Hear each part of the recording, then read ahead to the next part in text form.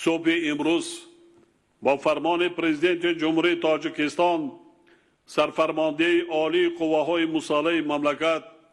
بار اول در تاریخ تاجیکستان صاحب استقلال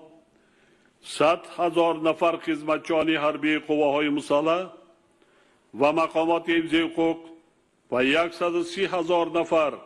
افسران و سربازان هیئت ذخیره‌های سفربری در مجموع 230,000 نفر با بانک خطر در محل‌های معین شده سمت‌های عملیاتی جمع آورده آماده باشی جنگی آنها سنجیده شد و 20,000 نفر افسران و سربازان هیئت ذخیره‌های سفربری علاوه‌اً برای پرگردانی قسم‌های حربی سرحدبان به منطقه‌های نزد سرحدی تاجیکستان با جمهوری اسلامی افغانستان فرستاده شدند.